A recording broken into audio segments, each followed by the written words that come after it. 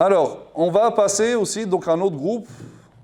On en a entendu parler particulièrement avec le conflit en Syrie, donc les Alaouites ou les Nusayrites. En fait, leur vrai nom, c'est Nusayrites. Ce n'est pas Alaouites, on va voir pourquoi. Donc, les Alaouites ou les Nusayrites, donc le Nusayrisme est un mouvement ésotérique. Qu'est-ce qu'on appelle ça? Ça fait partie des groupes ésotériques. Pourquoi les ésotériques? Parce que pour eux, en fait, Sharia a un aspect extérieur qui est à la portée de monsieur tout le monde, et un aspect ésotérique que seuls les initiés peuvent comprendre et percevoir. Et eux, ils se considèrent comme ça, c'est pour cela que, pour eux, les textes, ce n'est pas ce qu'on comprend. Il y a des choses derrière, des vérités ésotériques. Donc la salat, non, c'est pas ça, la salat, c'est autre chose, et ainsi de suite. Donc pour eux, les textes, il ne faut pas les prendre au sens littéral, il y a une vérité ésotérique derrière le texte. Donc, ils sont apparus au IIIe siècle de l'Hégire. Donc, les Nusayrites sont des chiites extrémistes qui sont allés loin par rapport à Ali, donc jusqu'à la déité de Ali. Ils considèrent Ali comme Dieu.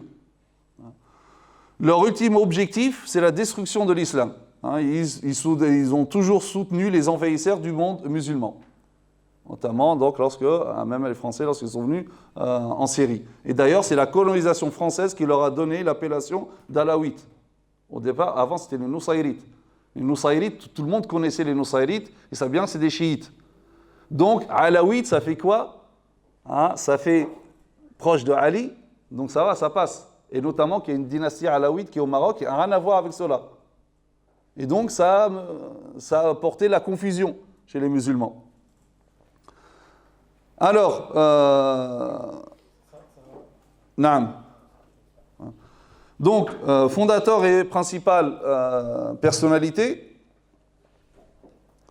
Donc, le fondateur de ce groupe s'appelle Abu Shu'aib Muhammad ibn Nusayr, d'où les Nusayrites. Ibn Nusayr al-Basri, al-Numayri, donc qui est mort en l'an 270 de l'Hégire. Il a été le contemporain de 3 imams de Al-Bayt. Parmi les imams, donc des imamites. Donc le 10e, le 11e et le 12e. Il a prétendu qu'il est la porte qui mène à l'imam de Hassan al-Askari. Hassan al-Askari, donc vu que les imamites disent que l'imam c'est lui qui a donc une connaissance que Dieu lui a donnée que les autres ne connaissent pas. À partir de là, il y a eu cette notion de porte, le bab. C'est-à-dire que quelqu'un se présente comme la porte pour ce savoir. Seul lui a accès à ce savoir de cet imam. Donc il s'est prétendu être la porte qui mène à Al-Hassan al-Askari, l'héritier de sa science, et la preuve et référence des chiites après lui, étant donné que Mohammed ibn Hassan a disparu. Donc c'était lui, donc il se considérait donc comme c'est lui la référence des chiites après donc le 11e. Il prétendit que cette qualité de référence et de porte lui est restée après la disparition de l'imam al-Mahdi.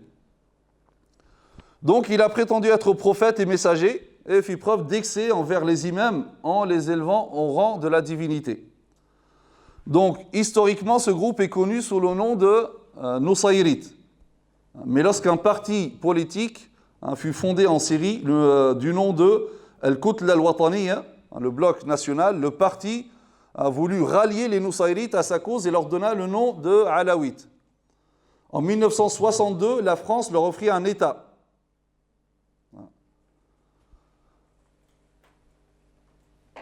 Ensuite, c'est plutôt le contraire, c'est en 1936, donc l'État a duré jusqu'à 62. Les Alaouites, donc, ont pu introduire ils se sont introduits dans les différentes coalitions nationales, donc en Syrie, et leur influence sur le pouvoir syrien n'a cessé de se renforcer depuis 1965 sous la couverture sunnite. Donc c'est sous Bachar al-Assad se prétend comme un sunnite.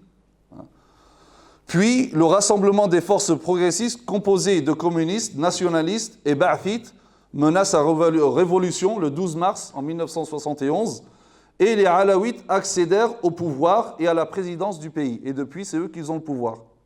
Donc depuis 1971. Alors, par rapport à leur doctrine, Là, on va voir, hein, c'est une autre étape hein, dans le chiisme, c'est beaucoup plus loin.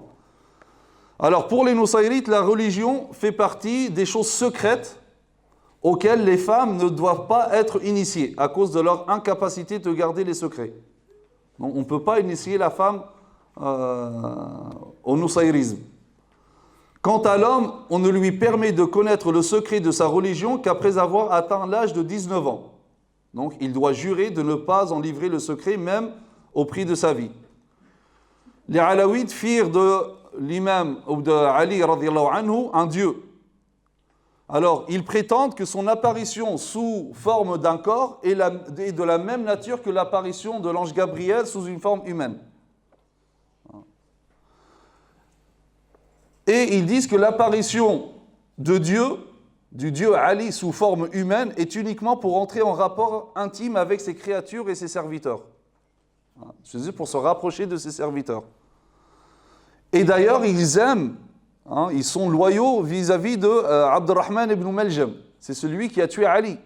Et ils l'aiment, ils le vénèrent. Pourquoi ? Parce qu'ils disent qu'à leurs yeux, il a libéré la divinité de son apparence humaine. Là, ça va loin. Hein. Donc là, c'est pas comme certains, hein, donc toujours non, la divergence, il faut respecter la divergence. Là, ça, c'est... Mais comme je dis, comme je répète, on est là juste pour mettre les choses à leur place, parler de la doctrine. Ce n'est pas un appel à la haine ou à la guerre ou à les tuer, ou etc. C'est uniquement dans le sens de connaître c'est quoi la vérité des Alaouites, uniquement.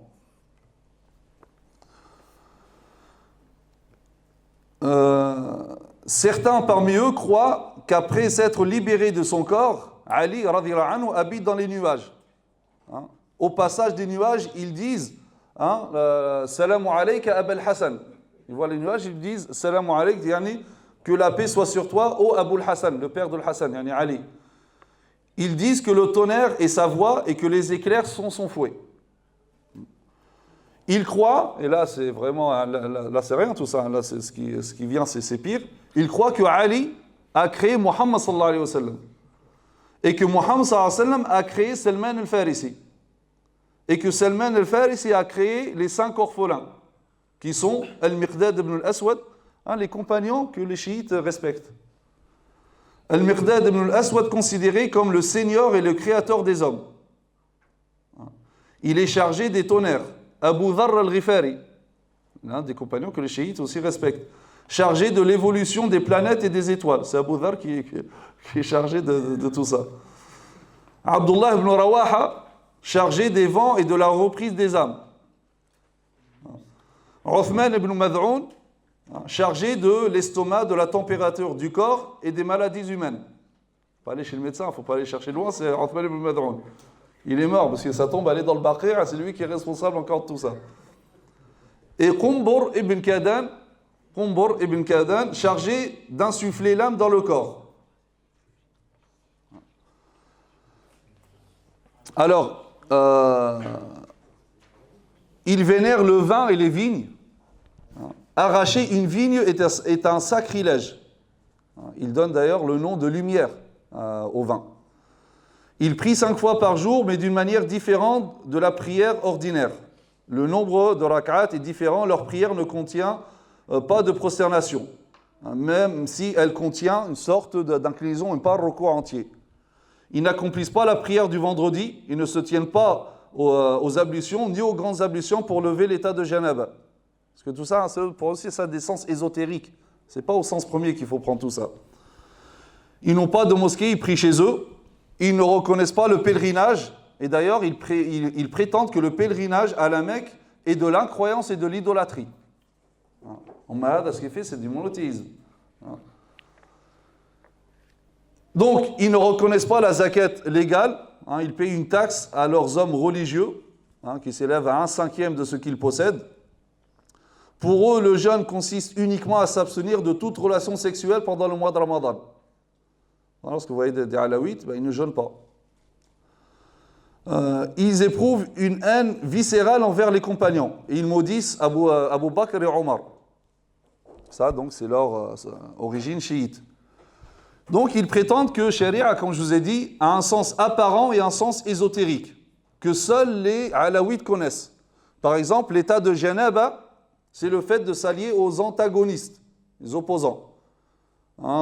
Et la science ésotérique. La pureté rituelle consiste à désavouer les antagonistes et à connaître la science ésotérique.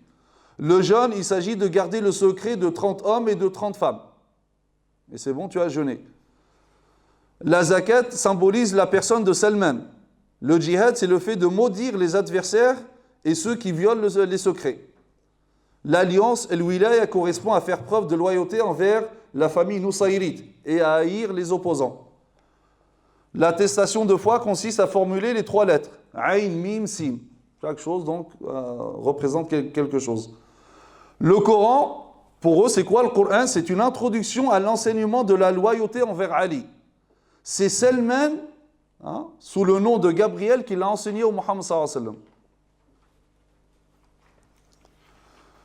La prière pour eux est assimilée à l'évocation de 5 noms. Ali, Hassan, Hussein, Muhassin et Fatima. Muhassin étant le secret caché, car ils prétendent que Fatima le perdit suite à une fausse couche. L'évocation de ces noms remplace les grandes ablutions et les petites ablutions. Donc, et là, on voit que leur religion, donc c'est un mélange de tout. Donc, ils fêtent plusieurs fêtes qui résument d'ailleurs leur doctrine. La fête de Nayrouz, le 14 avril, correspond au début de l'année perse. Ils fêtent Al-Ghadir, commémoration du dernier serment du prophète sallallahu alayhi wa sallam, dans lequel il aurait désigné Ali comme successeur. Donc le 18 du mois de Dhul Hijjah. Ashura, il commémore donc le martyre de Hussein. La fête du sacrifice qui a lieu pour eux le 12 du mois de Dhul Hijjah. Ils célèbrent les fêtes chrétiennes telles que Noël, le baptême de Jésus, dimanche des rameaux, Pâques, la Pentecôte, fête de Saint Jean Chrysostome, Sainte Barbe, Sainte Catherine, etc. Il y a de tout. Par réjouissance, ils fêtent le jour de Dalam, qui est le 9e jour du mois de Rabi' 1, pour commémorer l'assassinat de Omar. Ils ont une haine viscérale par rapport aux compagnons, surtout Omar. Et ils croient à la métempsychose. Ainsi, les âmes bonnes s'installeront dans les étoiles et les âmes, après la mort, mauvaises, dans les corps des animaux impurs. Donc voilà, c'est pour cela, pour tous les savants, donc les Nusayrites, donc c'est des incroyants, kufr, c'est des kuffars. Et donc il est interdit de se marier avec, et leur bête immolée n'est pas consommable, etc.